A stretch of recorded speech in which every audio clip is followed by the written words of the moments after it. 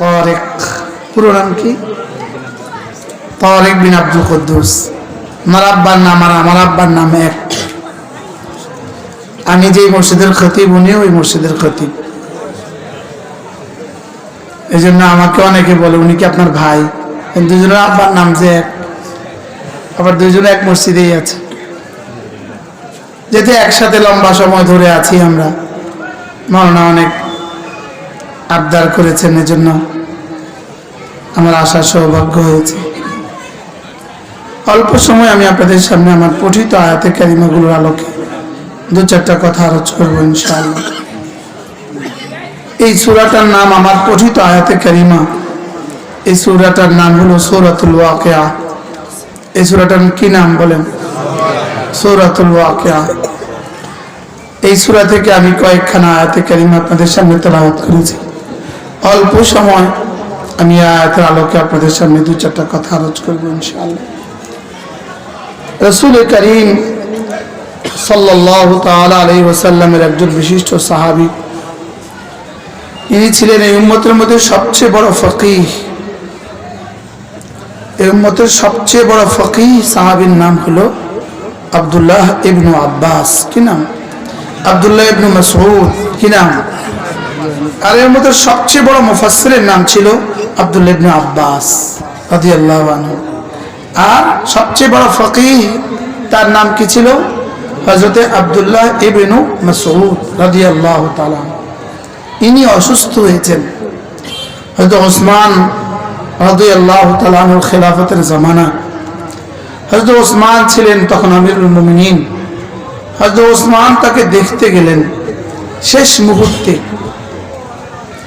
স্বাভাবিকভাবে আমরা রোগী দেখতে গেলে জিজ্ঞেস করি, আপনার কি অসুখ? বলি না? আপনি কেমন আছেন? আপনি কেমন আছেন বলি না? তো তার তো অসুখ। হযরত আব্দুল্লাহ ইবনে মাসউদ রাদিয়াল্লাহু তাআলা হযরত ওসমান জিজ্ঞেস করলেন, হযরত আপনার কি অসুখ? আপনার কি অসুখ?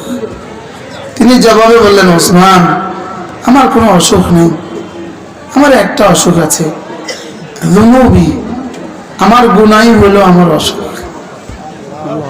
কি হয়? এই উম্মতের মধ্যে সবচেয়ে বড় ফকিহ সাহাবী। আবার এই উম্মতের জিনিস যে ছিল সবচেয়ে বড় দুশমন, এই উম্মতের সবচেয়ে বড় দুশমন যিনি, যে তার নাম আবু জাহাল।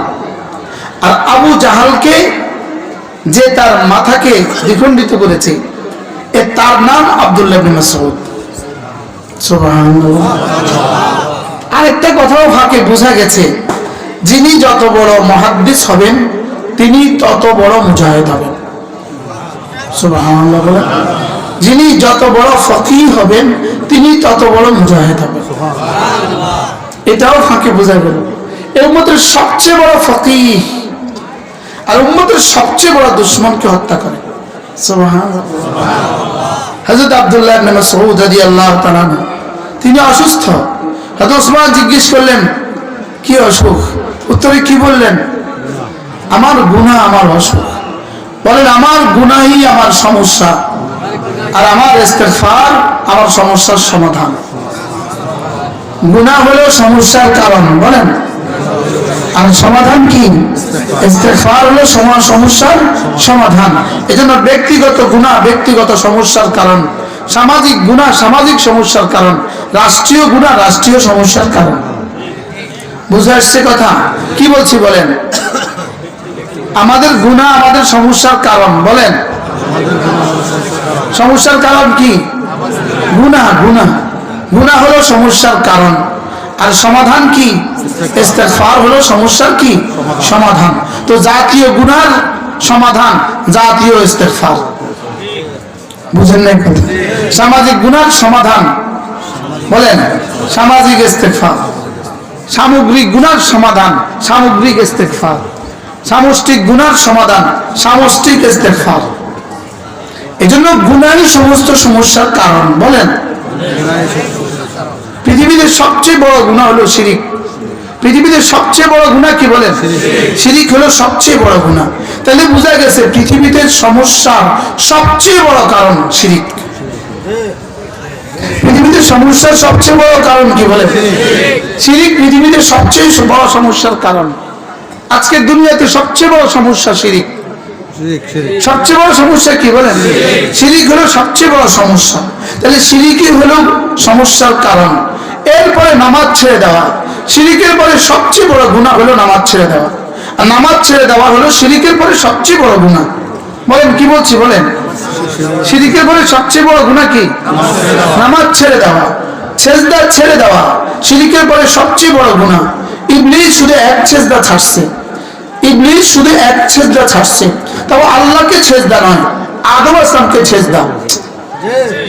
আল্লাহকে সেজদা না, আদমকে সেজদা। আদমকে সেজদা। ইবলিস এক সেজদা ছাড়ছে, এটা আল্লাহর হুকুম ছিল, লেকিন সেজদা ছিল আদম আসলামকে। সেজদা ছিল কাকে? তো আমাদের ফজরের সেজদা কাকে? আল্লাহকে না আদম আসলামকে? কাকে বলেন? আল্লাহকে। ফজর নামাজের 2 রাকাত ফরজে কয় সেজদা? 4 সেজদা। তো ইবলিস মালউন হয়েছে কয় সেজদা ছেড়ে দিয়ে? কাকে সেজদা করা ছেড়ে দিয়ে? তা আমাদের দেশে এই মালউন, আপনি কেন মালউন হবে না, কেন অভিশপ্ত হবে না যে ফজর নামাজ পড়ে না? কি বলছি বলেন? কি বলছি বলেন? বলেন কি বলছি? কাকে কাকে সেজদা দেওয়া ছাড়লো সে? কয়টা সেজদা ছাড়ছে? 4টা। কয়টা? 4টা। সে ছাড়ছে 4টা। একদিনে 4টা হলে 2 দিনে কয়টা? আচ্ছা ফজর পড়ে না, আপনি কি মনে করতেছেন সে আশাও পড়ে? কি ভাই, এশা ধোকা দেয়া সহজ, এশার নামাজ ধোকা দেয়া খুব সহজ। বাজারে মানুষ মনে করে বাড়িতে গিয়ে পড়বে, বাড়িওয়ালারা মনে করে বাজারে পড়ে আসছে। মাগরিবে ধোকা দেওয়া সহজ না, এজন্য মাগরিবের জামাতে কিছু মানুষ বেশি হয়।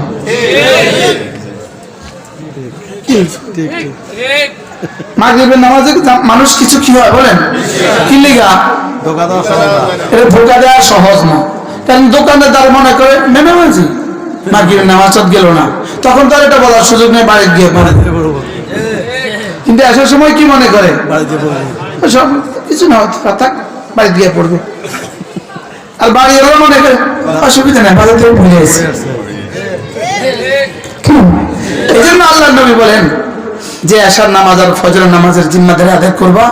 যাও কথা দিলাম, যাও কথা দিলাম, তুমি যেন সারা রাত নামাজে দাঁড়িয়ে থাকলে। বাহ বাহ বাহ। ডিউটি আধা ঘন্টা, পুরস্কার 12 ঘন্টা। ডিউটি কয় ঘন্টা? পুরস্কার কয় ঘন্টা? বাস রাসূল বলেন আয়েশার নামাজ। আপনারাও বসেন, আপনারাও বসেন। হ্যাঁ এখানে জি ওরা চলে যায়, যাও যাও যাও যাও, চলে যাও চলে যাও, চলে যাও, আসেন আপনি আসেন।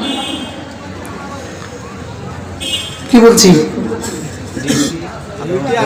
ডিউটি আধা ঘন্টা, পুরস্কার কত ঘন্টা? পুরস্কার 12 ঘন্টা। মজাটা কেমন? 11.5 ঘন্টা বোনাস। বাহ, মজার বিষয় হলো, মজার বিষয়।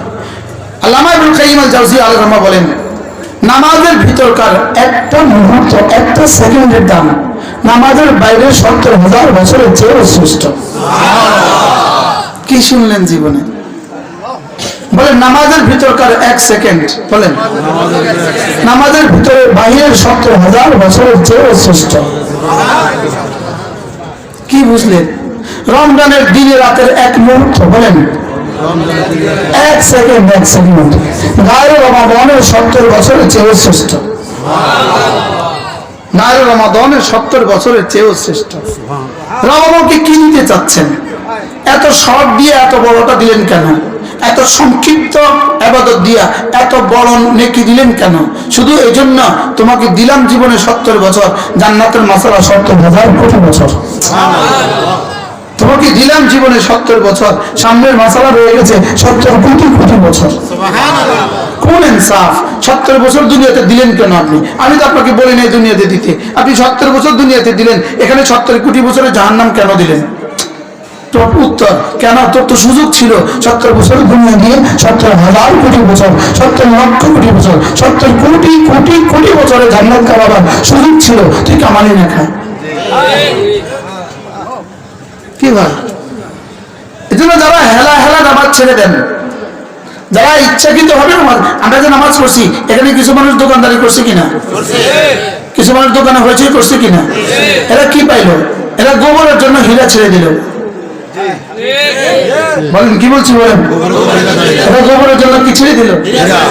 না, গোবর আর হীরার মধ্যেও কিন্তু ইমতিয়াজ আছে। গোবর আর হীরার মধ্যেও কিন্তু ব্যবধান খুব বেশি নেই। গোবর বাড়াইতে বাড়াইতে একসময় হীরা হয়, এখন গোবর বেচে।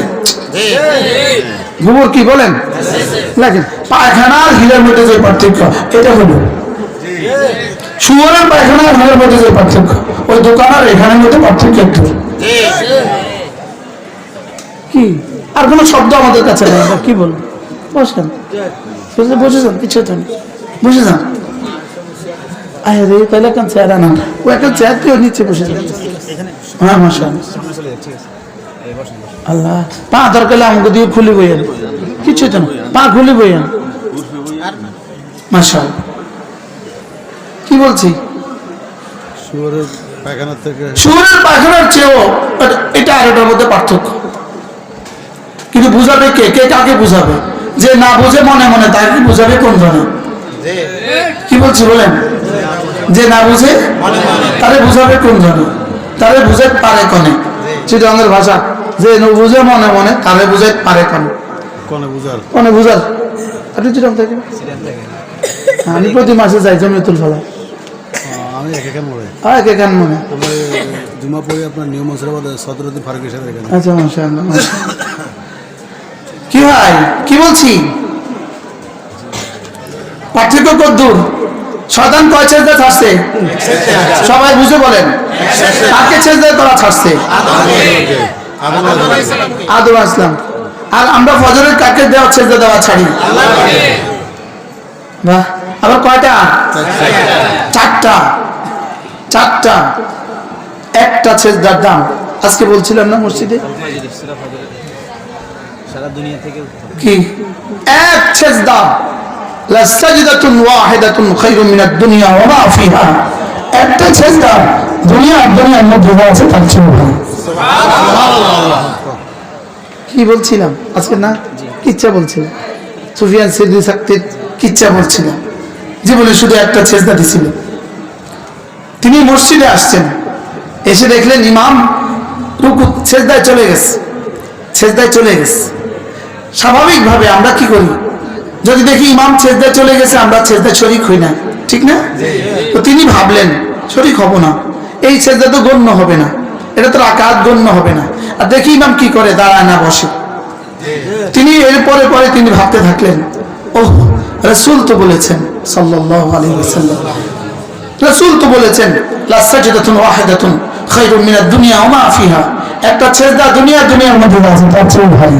সুবহানাল্লাহ। একথা মনে করে তিনি সেজদায় চলে গেলেন। এটা ভেবে তিনি সেজদায় চলে গেলেন। তার ইন্তেকালের পরে কেউ একজন তাকে দেখলেন, স্বপ্নে দেখলেন। তো তাকে জিজ্ঞেস করলেন, আপনার সাথে রব কি আচরণ করেছেন? বলে, রব আমার জীবনের কোনো আমলই কবুল করেন নাই, শুধু আমার ওই দিনের আমলটা কবুল করেছেন। যে তুমি যে একটা সেজদা, আমার রাসূলের একটা উক্তি, আমার রাসূলের একটা বাণীকে কদর করো, তো তুমি তো ওই সেজদায় শরীক হয়েছ, এই জন্য তোমার জীবনের সমস্ত আমল আমি কবুল করলাম। কি হয়, কি দেখলেন? এক সেজদা। দুজন মুসলমান, দুজনের বয়স 70 বছর, একটা না, দুজনের বয়স 70 বছর, জন্ম একদিন, মৃত্যু একদিন, বুলুগ বালেগ হওয়া একদিন, জীবনের নামাজের সংখ্যা সমান সমান, জীবনের রোজার সংখ্যা সমান সমান, জীবনের সবকিছু সমান সমান। দুজনে একই নাম্বার পাইয়া ফার্স্ট হইতে পারে না?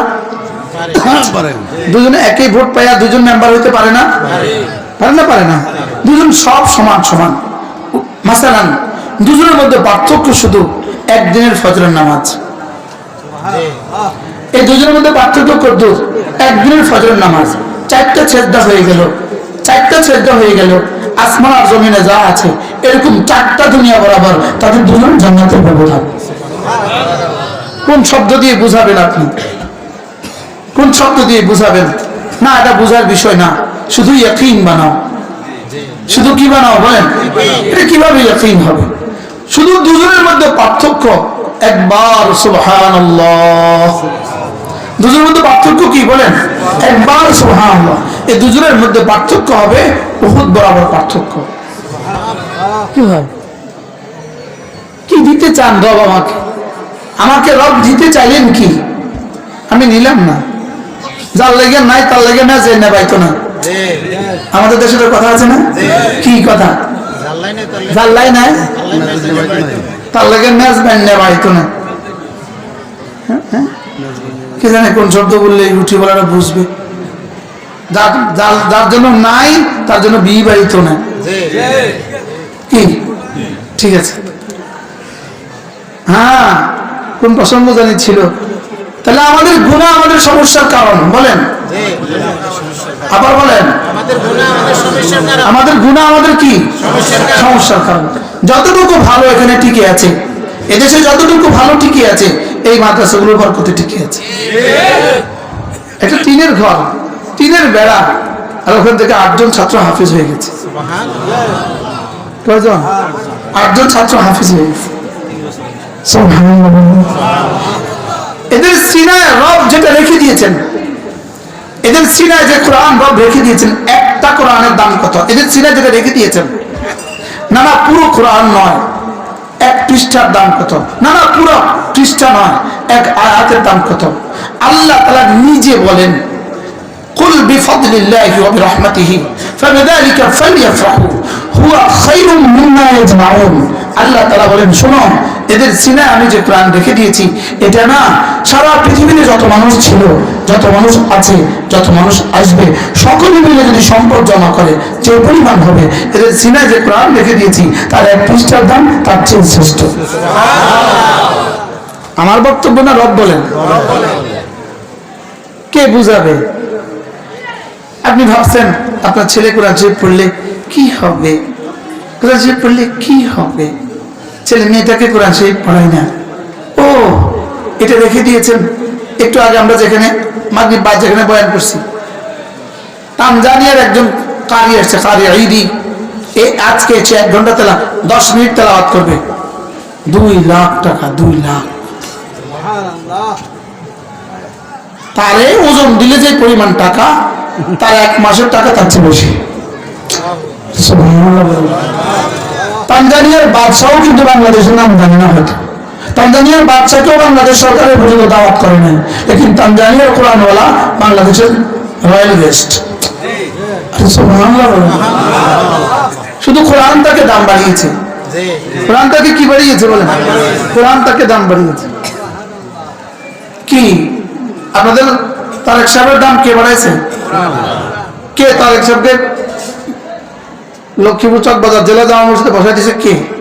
তার কোরআন। কিসে বসাইছে বলেন? তার কোরআন তারা বসাই দিয়েছে। মসজিদটা নির্মাণ করতে সভাপতি আছে, 18 কোটি টাকা ব্যয় হয়েছে। 18 কোটি। চক বাজার মসজিদ নির্মাণে 18 কোটি টাকা ব্যয় হয়েছে।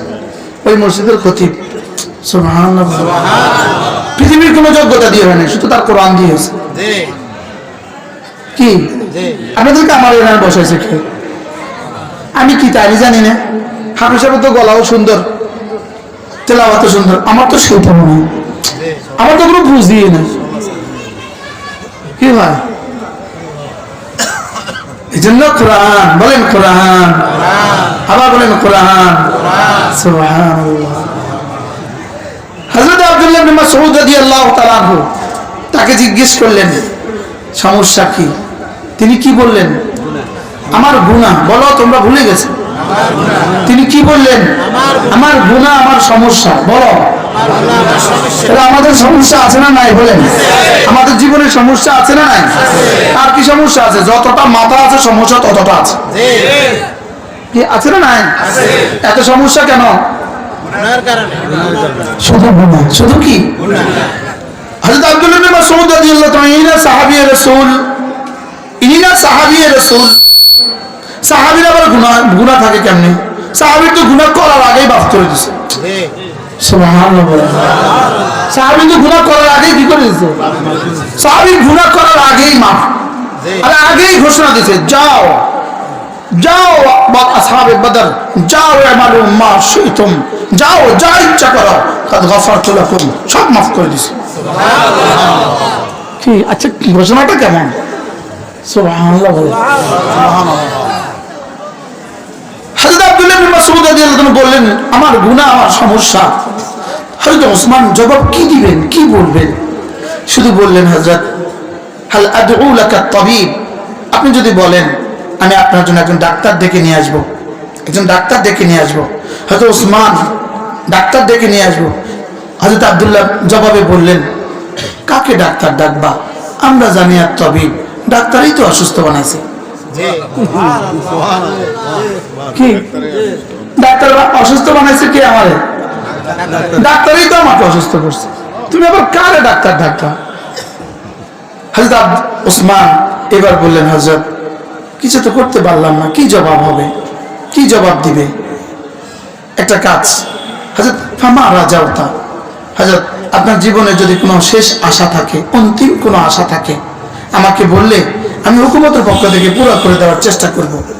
হযরত আব্দুল্লাহ জবাবে বললেন, রাজাউতু রাহমাত রাব্বি, আমি আমার রবের রহমত আশা করছি। সুবহানাল্লাহ। তোমার পকেটে থাকলে আমাকে একটু রহমত দিয়ে দাও। রাজাউতু রাহমাত রাব্বি, আমি তো আমার রবের রহমত আশা করছি। হযরত আব্দুল্লাহ রাদিয়াল্লাহু তাআলা রহমত আশা করছেন, এটা ওসমান কোত্থেকে দিবেন? হয়তো ওসমান বললেন, হযরত কিছুই তার করতে পারলাম না। পকেটে হাত দিলেন, কত স্বর্ণ মুদ্রা বের করলেন, বের করে বললেন, হযরত এগুলো রেখে দেন, আপনার পরে আপনার সন্তানরা এগুলো ব্যবহার করবে, এগুলো রেখে দেন। এটা বলার জন্যই আমি এই পয়েন্টটা বলেছি। হযরত আব্দুল্লাহ রাদিয়াল্লাহু তাআলা জবাবে বললেন, ওসমান এগুলো অন্য কাউকে দিয়ে দিও, এগুলো অন্য কারণ প্রয়োজন পুরো হবে, আমার এগুলো লাগবে না। হযরত আপনার সন্তানদের জন্য দিলাম, আপনার মৃত্যুর পরে ওরা ব্যবহার করবে। হযরত ওসমান বললেন, আল্লাম তুহুন্না সূরাতুল ওয়াকিআ, আমি তাদেরকে সূরা ওয়াকিআ শিখিয়েছি। এই প্রসঙ্গ বলার জন্য আমি লম্বা ঘটনা বললাম। আমি তাদেরকে আল্লাম তুহুন্না সূরাতুল ওয়াকিআ, আমি তাদেরকে সূরা ওয়াকিআ শিখিয়েছি। আর ওসমান তুমি কি জানো না, আমা আলিমতা, তুমি কি জানো না রাসূল বলেছেন সাল্লাল্লাহু আলাইহি ওয়াসাল্লাম, রাসূল করিম সাল্লাল্লাহু তাআলা আলাইহি ওয়াসাল্লাম ইরশাদ করেন, মান ক্বারাআ সূরাতুল ওয়াকিআ ফি কুল্লি লাইলা, যে সূরাতুল ওয়াকিআ প্রতি রাতে তেলাওয়াত করবে, লাম তুসিবহু ফাআতাতুন আবাদা, দারিদ্রতা তাকে জীবনে কখনো পাবে না। সুবহানাল্লাহ। এজন্য দারিদ্রতা তাকে জীবনে কখনো পাবে না। আমাদের পকেটে মাল নাই, লেকিন আমরা দারিদ্র না। সুবহানাল্লাহ বলবেন না? কি বলছি বলেন? আমাদের পকেটে টাকা নাই, লেকিন আমরা গরিব না। আমাদের পকেটে টাকা নাই, লেকিন আমরা কি না বলেন? আমরা গরিব না। গরিব তো সে যার কিছু নাই, আমাদের পকেটে টাকা নাই, লেকিন আমাদের সব আছে। সুবহানাল্লাহ বলেন? আমাদের কি আছে বলেন? এজন্য মুসলিম শরীফের হাদিস, মান লাম ইয়াতাগান্না বিল কুরআন ফালাইসা মিন্না, যে কোরআন দিয়ে নিজেকে ধনী মনে করে না, সে আমার উম্মতের অন্তর্ভুক্ত না। এজন্য নাউজুবিল্লাহ, এজন্য আমরাই পৃথিবীতে এক জাতি যারা কোরআনে কারীমের খেদমত করি, কোরআনের ঘরে, কোরআনের মাদ্রাসায় পড়াই, মসজিদে খেদমত করি, আমরাই দুনিয়াতে এক জাতি। আমাদের কোনো ব্যাংকে সিসি লোন নাই। সুবহানাল্লাহ। আমাদের কোনো ব্যাংকে কি নাই? আমাদের সিসি লোন নাই। আর কি কি নাই? কোনো কিস্তি নাই। আমাদের কি নাই বলেন? আমাদের কিস্তি নাই। আর বাংলাদেশের যত দল এসে কিস্তি দেয়, যারা এসে কিস্তি দেয়, ইমাম সাহেবকে এসে কেউ তাশকিলও করে না। আর বুঝেন নাই কথা? আমাদেরকে কেউ কি করে না বলেন? আমাদেরকে কেউ কিস্তি দেওয়ার লেগে চাও ধরে না। বাস্তব না বাস্তব বলেন? ওরা বুঝে এদের কিস্তি লাগে না, ওরা বুঝে এদের কি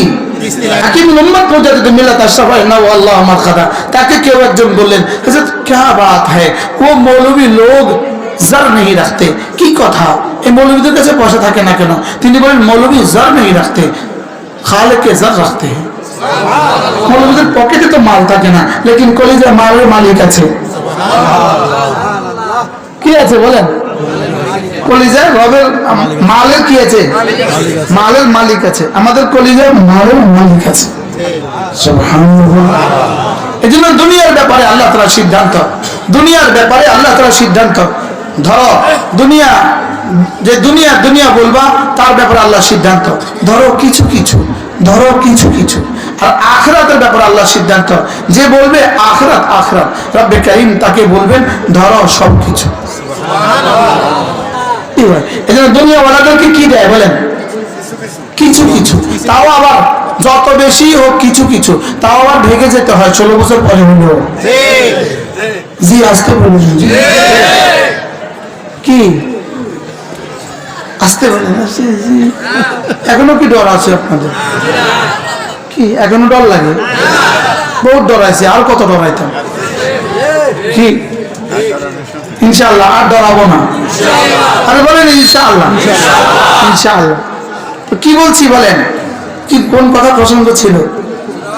দুনিয়া কদ্দুর দিবে, আবার বলেন কি? এক জালেম যার নাম বাশার আল আসাদ 5 লক্ষ মুসলমানকে হত্যা করেছে। 5 লাখ মুসলমানকে হত্যা করেছে। 1,20,00,000 মুসলমানকে সিরিয়া থেকে উদ্বাস্তু করছে। তাদের ঘর বাড়িগুলো ভেঙে দিয়ে, তাদের শহরগুলো ধ্বংস করে দিয়ে, তাদেরকে নিজেদের দেশ থেকে বিতাড়িত করছে বাইরের দেশে। তারা বাহিরে গিয়া আশ্রয় নিছে। 1,20,00,000 মুসলমান শেষ পর্যন্ত 7 তারিখে সেও পালাইছে। আমি বলি 2024 সালে প্রথম উইকেট পড়ছে বাংলাদেশে, দ্বিতীয় উইকেট পড়ছে সিরিয়া, 3 নম্বর উইকেট পড়বে ইনশাআল্লাহ ইসরায়েলে, 4র্থ নম্বর উইকেট পড়বে ভারতে। বলেন ইনশাআল্লাহ, বলেন ইনশাআল্লাহ, ইনশাআল্লাহ। ইন্না মিনাল ইবাদ ইলা আকসামা আলাল্লাহ লা আবারাহুল্লাহ। আল্লাহর কিছু বান্দা আছে, এরা কিছু বলে দিলে আল্লাহ শুনে। কি আমরা বলছিলাম একটা কথা মস্কারি ছলেই বলছিলাম, বাংলা সাইডে ভারত যা, এইটা একটা করে দিছিলাম, বাংলা সাইডে ভারত যা। রব আমি তো এমন কবল করার করছি, আমরা বাচ্চা সব বানাই দিছি। কি এখন ওখানে প্রতিদিন নাস্তা দেয় গরুর গোবর দিয়ে আর পেশাব দিয়ে। যেহেতু আমাদের দেশে আসছেন তো গরুর গোবর খান। গরু গোস্ত আর ভাগে পড়বে না, গরু গোস্ত আর কিসমতে পড়বে না, মোর পর্যন্ত প্রতিদিন গরু গোবর আর পেশাব খাবো। কি ভাই এখন গরুর গোবর কর্মফল। গরুর গোবর কি বলেন? গরুর গোবর বিস্কিটের ফ্যাক্টরির মধ্যে গরুর গোবর রেখে দেয়, পেশাব রেখে দেয়, গোবর আর পেশাব দিয়ে সুন্দর করে হালুয়া বানায়।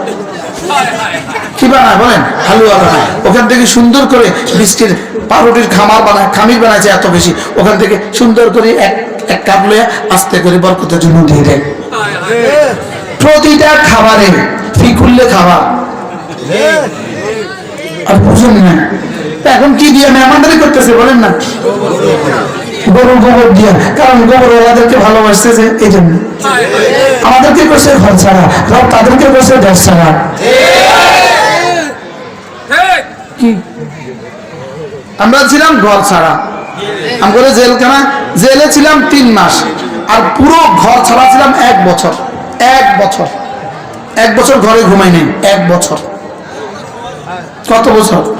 1 বছর ঘরে ঘুমাই নাই। 1 বছর নিজের ঘরে ঢুকতে পারি নাই। আমার ঘরে 3টা ছাদ হয়েছে, আমি ঘুম থাকা অবস্থায়। কি করলো, কি পরিমাণ ফেরেশানি। এরপরে একদিন রাতে গাড়ি পদুয়ার বাজার বিশ্ব রোড রাখা একটা অটো লইছি, রাত 1টা-2টা বাজে। অটো নিয়ে আস্তে করে রাতের অন্ধকারে গেছি বাড়ির যাইয়া ছাদে উঠছি। এই ছাদটা দেখা দোয়া, আল্লাহর কাছে দোয়া করে আবার ওখান থেকে চলে গেছি। বিল বেচা কেউ জানে না, কেউ জানে না, ওখান থেকে আবার চলে গেছি। কি আমাদেরকে করেছে ঘর ছাড়া, রব করেছে দেশ ছাড়া। কি পরিমাণ মিলছে। আমাদেরকে করছে কি ছাড়া বলেন, আর রব করেছে কি ছাড়া। কি লিগা? কামা তাদিন তুদান, যেমন কর্ম তেমন ফল। যেমন কর্ম তেমন ফল, যেমনটি করেছ তেমনটি পেয়েছ। কি আমাদের স্লোগান দেন না, আমাদেরকে করছে কি ছাড়া, তারা হয়েছে কি ছাড়া। কি পরিমাণ দেশ ছাড়া হয়েছে, শেষে আর দুপুরবেলা ভাত আর খাওয়ার সুযোগ হবে। কি ফোন করার চেষ্টা করছিল, কোন আর ফোন করে লাভ নাই। কি আর ফোন করি কি নাই বলেন, লাভ নাই। গুনাই আমাদের সমস্যার কারণ, ইস্তেগফার আমাদের সমস্যার কি সমাধান। যদি আসমানের সিদ্ধান্ত না হইতো, তাহলে 16 বছরের মধ্যে আমাদের কবরও ভুলে যেতেন আপনারা। লেকিন রবের সিদ্ধান্ত ছিল এটা। রব বলেন না, ইসলামকে মুছা যাবে না। বলেন ইসলাম ছিল, ইসলাম আছে, ইসলাম থাকবে। বলেন একটা ভাঙ্গা ঘরে 8 জন ছাত্র কোরআনে কারিমের হাফেজ হয়ে পৃথিবীকে যেন প্রমাণ দিয়েছে, না ইসলাম ছিল, ইসলাম আছে, ইসলাম থাকবে। কি হয়, কি বলছি বলেন? ইসলাম ছিল, ইসলাম আছে, ইসলাম থাকবে। আর কিছু থাক বা না থাক, এদেশে ইসলাম থাকবে। বলেন ইনশাআল্লাহ। ইনশাআল্লাহ। সুদূর পরাহত নয়, সুদূর সুদূর নয়, সেদিন আর বেশি দূরে নয়, হোয়াইট হাউসেও কালেমার পতাকা উড়বে ইনশাআল্লাহ। বলেন ইনশাআল্লাহ। ইনশাআল্লাহ। সিরিয়ার দখল এগুলোর প্রমাণ বহ, সিরিয়া ইসলাম হওয়া এগুলো প্রমাণ করে, এগুলো কি করে বলেন? প্রমাণ করে। ইনশাআল্লাহ দেখতে দেখতে দেখবেন ইসরায়েল নামক কোনো ভূখণ্ড পৃথিবীতে আর নাই। দেখতে দেখতে দেখবেন দিল্লিতে ইনশাআল্লাহ আবার কালেমার পতাকা ফটফট করে উঠবে ইনশাআল্লাহ। বলেন ইনশাআল্লাহ। দিল্লি আমাদের হাতে ছিল কত বছর? 800 বছর। দিল্লি আমাদের হাতে ছিল কত বছর বলেন? 800 বছর দিল্লি আমাদের হাতে ছিল। শুধুই আমাদের হুকুমতের নাফরমানির কারণে রাত বঞ্চিত করছে। হুকুমত যখন নাফরমানি শুরু করছে, মদ আর নারীতে যখন তারা লিপ্ত হয়ে গেছে, তখন তারা গুনাহের সাগরে ডুবে গেছে, আল্লাহ তাআলা তাদের থেকে হুকুমতের নিয়ামত ছিনিয়ে নিয়েছে। আবার যখন কিছু মুসলমান জান আর মাল বাজি লাগাইতে শুরু করছে, রব আবার ফেরত দেওয়া শুরু করছে। কি হয়? আফগানিস্তানকে ফেরত দিছে না বলেন? ইনশাআল্লাহ আমাদের লিবিয়া ও লেবাননকেও ফেরত দিবে, আমাদের ফিলিস্তিনও ফেরত দিবে ইনশাআল্লাহ। সিরিয়া ফেরত দিয়ে দিছে, আমাদের ইরাকও আমাদেরকে ফেরত দিবে। বলেন ইনশাআল্লাহ। বলেন আমাদের এলাকা আমাদেরকে কি দিবে বলেন? ফেরত দিবে। তুরস্ক কোরআনে কারীমে পড়া নিষিদ্ধ ছিল, কোরআন পড়া নিষিদ্ধ ছিল, আযান নিষিদ্ধ ছিল, আযান নিষিদ্ধ ছিল। তুরস্ক থেকে উমরা নিষিদ্ধ ছিল, তুরস্ক থেকে হজ নিষিদ্ধ ছিল। তুরস্কের এক প্রেসিডেন্ট সে রিয়াদে কোন কনফারেন্সে আসার পরে সে চুপে চুপে উমরা করছিল, এই দায়ে সে দেশে যাওয়ার পরে গ্রেফতার হয়েছে। সেই তুরস্ক আলহামদুলিল্লাহ এখন তাদেরই সাপোর্টে আল্লাহ তাআলা শরিয়া ইসলামী হুকুম দিয়েছে। প্রেসিডেন্ট কোরআনে কারীমের হাফেজ, এরদোয়ান কোরআনে কারীমের কি হাফেজ। যে কুলাঙ্গার তুরস্ককে ইসলাম মুক্ত করার স্বপ্ন দেখেছিল, কামাল আতাতুর্ক মানে বাবা। আমাদের দেশে যেরকম বাপ ছিল, বাপ কি ছিল বলেন? যেমন পিতা ছিল, আমাদের দেশে একজন পিতা ছিল। তো আল্লাহ তাআলা দেখেন, সাধারণভাবে কেউ কারো কোনো ছেলে যদি ছেলের সাথে যুদ্ধ করে, ও তোরে এমন মার দিব বাবার নাম ভুলে দেব, আল্লাহ তোরে এমন মার দিব বাবার নাম ভুলে দেব। কিভাবে বাবার নাম ভুলেছে? এখন যদি ওই বাবার নামটা নতুন করে ঢাকা কালকে স্লোগানটা কি অবস্থা হবে? কবরস্থান হবে না বলেন? কিভাবে ভুলে দিল বাবার নাম? বাবার নাম ভুলে দিবে, ভুলেছে না বলেন? কি পরিমাণ ভুলেছে বাবার নাম। বাবার ছবি এগুলো ভাঙতে গিয়া কত হাজার জেলে গেছে শুধু বাবার ছবির আন্দোলনের পরে। সব জেল তো কেন হয়েছে? বাবার ছবির বিরুদ্ধে কথা বলে তো একজন মানুষের প্রতিকৃতি ছবির জন্য জেলে যাওয়ার ইতিহাস বাংলাদেশেই প্রথম। তাও একজন দুজন নয়, অজানা হাজার হাজার। শুধু কেন? আর বাবার ছবির জন্য, বাবার মূর্তির জন্য জেলে গেছে। সারা পৃথিবীতে কারো বাবার মূর্তির জন্য কেউ জেলে যায় না। আর বুঝেন নাই কথা কি বলছি বলেন? বাবার মূর্তির জন্য কেউ কি যায় না বলেন? বাবার মূর্তির জন্য জেলে যায় না। তার বাপের মূর্তির লেগে আমরা 1 বছর ঘর ছাড়া, তার বাপের মূর্তির লেগে। তখন আরশের মালিক কি বলে জানেন? এই শুনুন, ভুলাই দেবো। আমি কইতাম আল্লাহ কবে। তো আল্লাহ কইতো আর কি, কিন্তু আমরা তো ওই জবান তো আমাদের নাই। আল্লাহ কইতো 5ই আগস্ট। আমাদের কি ওই জবান আছে? শুনতাম কি আমাদের কিছু, আমরা শুধু শুনতাম অমাহিলহুম কালিলা, অল্প কটা দিন ছাড় দাও। তা আমি বলতাম আল্লাহ আর ক বছর। আল্লাহ কা ফালা তাস্তাজিলু, তুই জলদি করিস না। আতা আমরুল্লাহ, আমার সিদ্ধান্ত আসবে। কি ভাই বাংলাদেশে একটা ডায়ালগ, তিনি ছাড় দেন ছেড়ে দেন না, এটা প্রথম ডায়ালগ আমি দিছিলাম। এখন এটা আমাদের ইয়ারাও কয়, তত্ত্বাবধায়করা কয়, উপদেষ্টারাও কয়, তিনি ছাড় দেন ছেড়ে দেন না।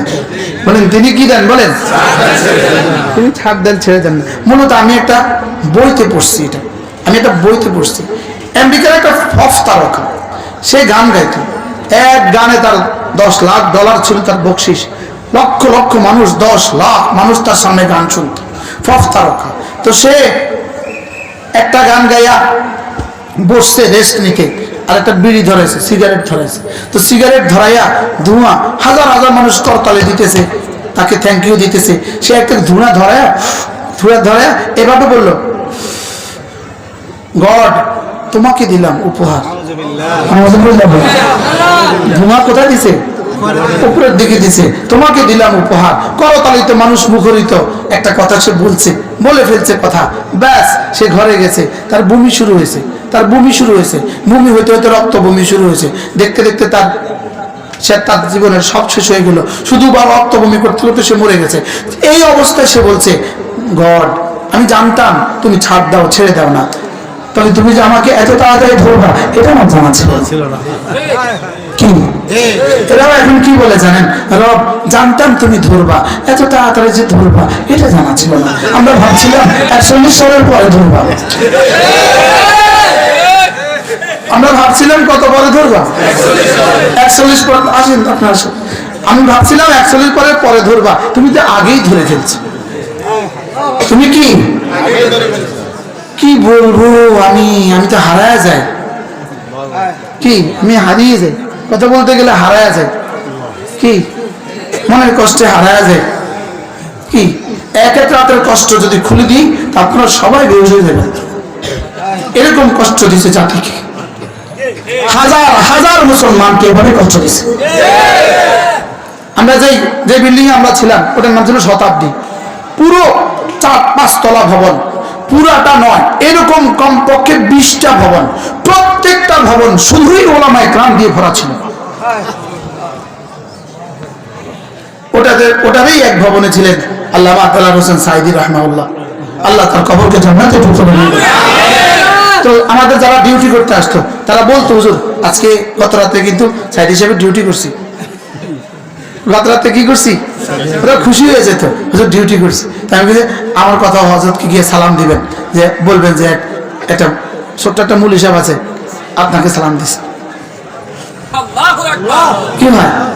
হ্যাঁ, এরকম হাজার হাজার হাজার হাজার ছিল। যাকে জিজ্ঞেস করতাম কেন আসছেন, সে বলতো জানি না, কি লেগে আনছে, আমি কি লেগে গেছি আমি জানি না। পরে যখন মামলা তুললো, যখন মামলা দিল, মামলার বিষয় মামলা হলো সাভার ফুলবাড়িয়া বাস স্ট্যান্ডে হামলার পরিকল্পনাকারী আমি।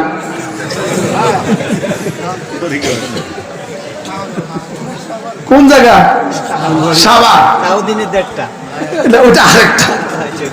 ফুলবাড়িয়া বাস স্ট্যান্ডে কেউ একজন হামলা করছে আর কি, হুদা হামলা কেমন দিন করে না, ওটা পরিকল্পনাকারী, বুঝেন নাই?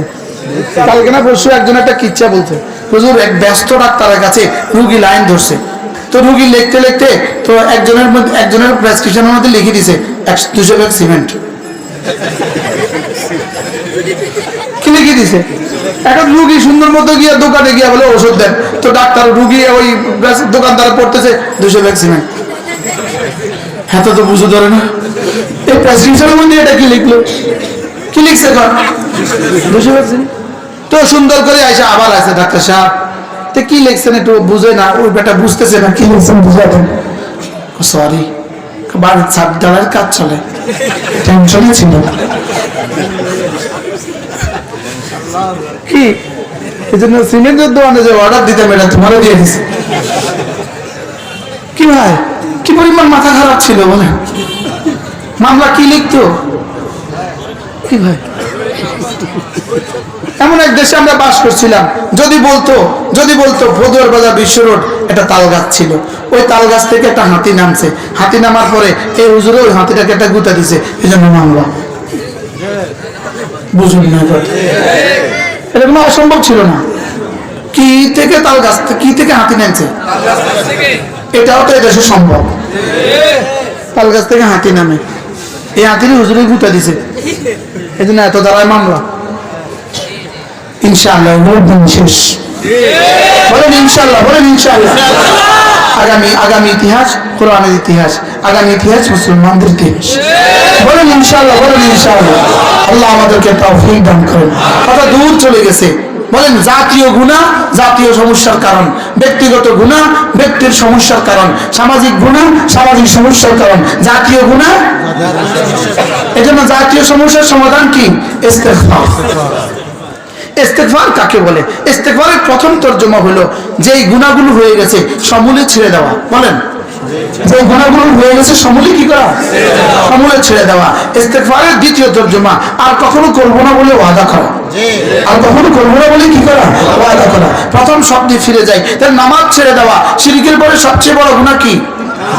আবার বলেন, যারা পড়েন তারা বলবেন না। শিরকের পরে সবচেয়ে বড় গুনাহ কি? এবার আওয়াজ নাই, দেখছেন নি? মনে আওয়াজ বুঝে কোনটা করে কোন বিপদ কে জানে। বলে ইস্তেগফারের পরে শিরকের পরে সবচেয়ে বড় গুনাহ কি? তো আদম আলাইহিস সালাম নিষিদ্ধটা খেয়ে ফেলেছেন। আদম আলাইহিস সালাম নিষিদ্ধটা খেয়ে ফেলেছেন ইজতিহাদান। আর শয়তান আদেশটা ছেড়ে দিয়েছে। আদেশ ছেড়ে দেওয়া নিষিদ্ধ করার চেয়ে জঘন্য অপরাধ। এজন্য শয়তান আদেশ ছেড়ে দিয়েছে। হযরত আদম আলাইহিস সালাম নিষিদ্ধ বস্তু কি খেয়ে ফেলেছেন। মানুষ নিষিদ্ধটা করে কেন? নিষিদ্ধটা করে মানুষ কোনো প্রয়োজনে, কোনো প্রয়োজনে, লেকিন আদেশ ছেড়ে দেয় কেন? আদেশ ছেড়ে দেয় অহংকার বশত। আমি কি সংক্ষেপে বুঝাইতে পারছি? এটা আদ-দা ওয়াদ দাওয়া একটা কিতাব আছে, আদ-দা ওয়াদ দাওয়া। এর মধ্যে লিখছে আল্লামা ইবনে কাইয়িম আল-জাওজিয়্যি আলাইহিস রহমান। এটা যদি কখনো সুযোগ হয় এই পয়েন্ট আমি আপনাদেরকে বুঝাইতে 2 ঘন্টা লাগবে। আদেশ ছেড়ে দেওয়া, বলেন আদেশ ছেড়ে দেওয়া আর নিষিদ্ধটা করে ফেলা। নিষিদ্ধ করার চেয়ে, নিষিদ্ধ করলে গুনাহ হয় না? হয় না? নিষিদ্ধটা করলে গুনাহ হয় না? হয় না? আদেশ ছেড়ে দিলে গুনাহ হয় না? হয় না? প্রশ্ন, আদেশ ছেড়ে দিলে গুনাহ বেশি হয় না নিষিদ্ধটা করলে গুনাহ বেশি হয়? উত্তর, আদেশ ছেড়ে দিলে যে নিষিদ্ধটা করলে যে পরিমাণ গুনাহ হয় তার থেকে কোটি গুণে বেশি গুনাহ হয় আদেশ ছেড়ে দিলে। তাহলে ফজর নামাজ আদেশ না নিষেধ? যোহর, আসর, মাগরিব, এশা।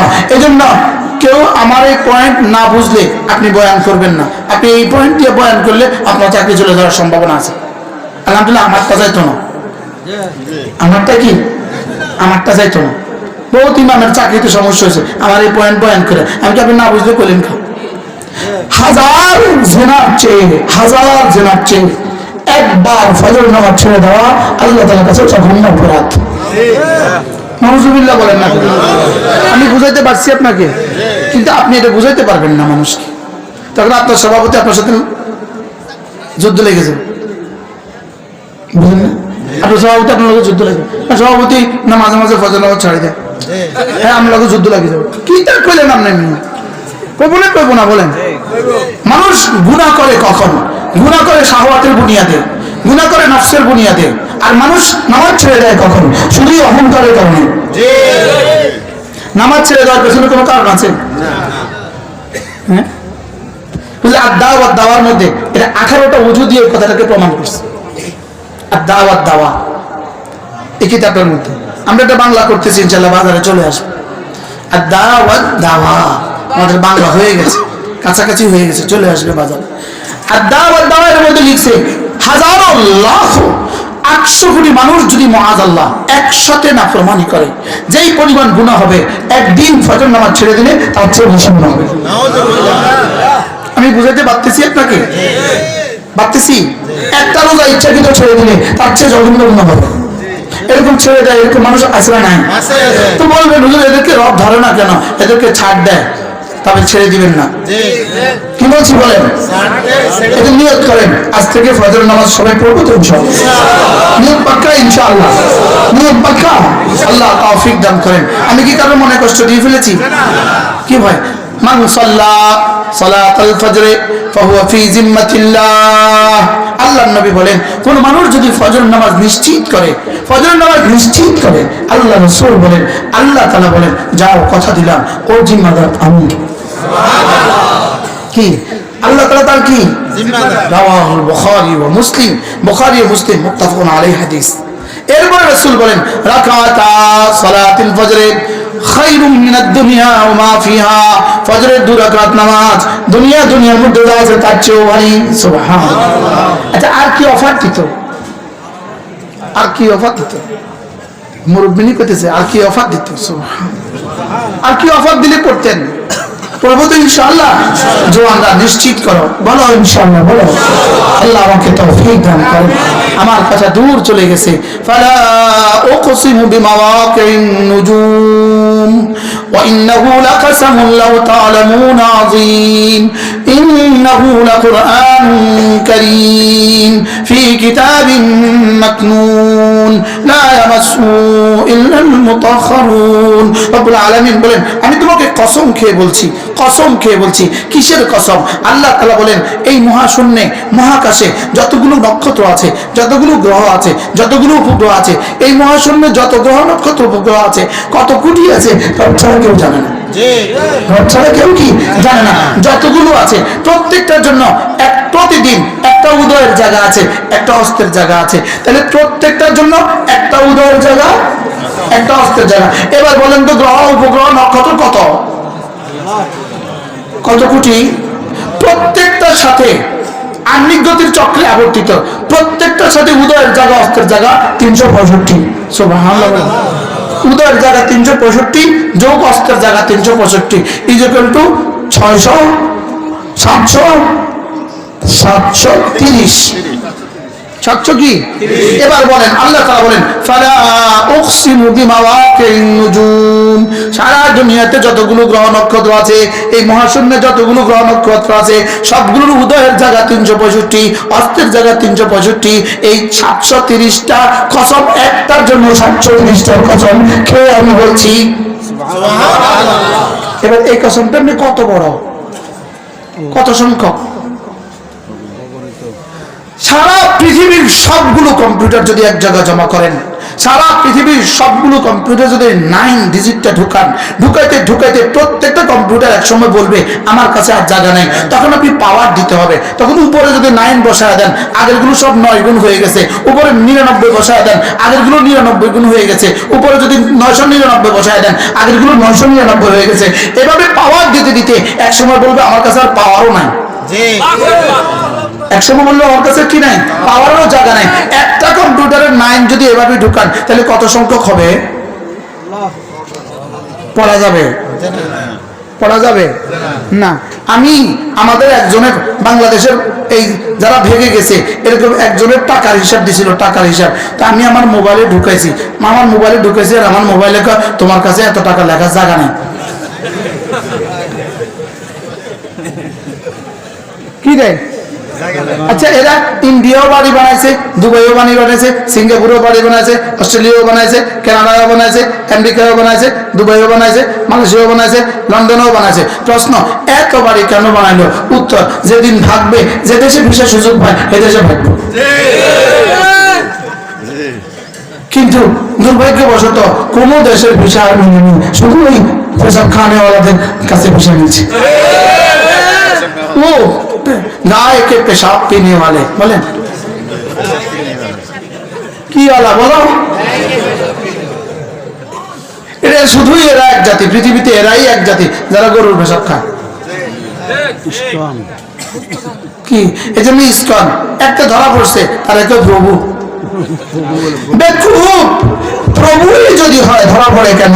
আর ধরাই যদি পড়ে তো প্রভু হবে কেন? বেকুব। যে প্রভু ধরা খায় কেমনে? বুঝেন না? প্রভু হলে ধরা খায় কেমনে? আর ধরা খেলে প্রভু হয় কেমনে? পাগলে বলে কি, ছাগলে খায় কি? ওই বেরিয়ে জিজ্ঞাসা সাংবাদিক, আপনি এখানে কেন আসছেন? আমাদের প্রভুকে নিয়ে যেতে আসছি। ও প্রভুকে নিয়ে যেতে বেরিয়ে আছে। বেকুব। আর বলেন না বেকুব কি? বেকুব আর কাকে বলে? কত প্রকারও কি কি? বেকুব আর কাকে বলে? কত প্রকারও কি কি? বাহাল কি প্রসঙ্গ কি ছিল ভুলে গেছি। আরো পরে কসম। ও কসমের সংখ্যা, ওই বেটার টাকার কথা মনে হয়েছে আর কি, বুঝেন না? শুধু একজনের টাকা যদি বাংলাদেশে ফেরত আনা যায়, একজনের টাকা, পুরো 18 কোটি মানুষ প্রত্যেককে 1 কোটি টাকা করে দিলে আরো টাকা বাঁচে দেবে। আরে বুঝেন না কথা, একদিনের টাকা, একজনের টাকা যদি ফেরত আনে পুরো 18 কোটি মানুষের প্রত্যেকের উপর হজ ফরজ হবে। বুঝেন না? প্রত্যেকের উপরে কি ফরজ হয়ে যাবে? হজ ফরজ হয়ে যাবে। আহ বাহ, ডাকাত ডাকাত বলেন, ডাকাত আবার বলেন, ডাকাত আদর করে না, ডাকাত আসতে কইতেছেন, ডাকাত ডাকাত আজ রকম ডাকাত ডাকাত। এই আপনাদের নোয়াখালীতে এই মেঘনাতে জলদস্যু আছে না নাই? বঙ্গোপসাগরে জলদস্যু আছে না নাই? রাস্তাঘাটে এদেশের ডাকাত আছে না নাই? আচ্ছা, এদেশের 10 জন ডাকাত মিলে ঢাকা শহরে একটা বাড়ি করছে, উদাহরণ আছে আপনাদের কাছে? এই জলদস্যু 100 জন মিলে ঢাকা শহরে একটা বাড়ি করছে, উদাহরণ আছে? তো বাংলাদেশের টাকা নিয়ে অস্ট্রেলিয়া বাড়ি বানাইছে, উদাহরণ আছে না নাই? 100টা ডাকাত কেন 1000টা ডাকাত মিলে ঢাকা শহরে একটা বাড়ি বানায় নাই জীবনে। এই ডাকাত আমাদের দেশে যারা নদী বন্দরে ডাকাতি করে, বাগা বাগানে ডাকাতি করে, এরা ওই ডাকাতদের সম্পদ হলে কি করে? আমরা কি দোষ? এই জন্য আমি আজকেও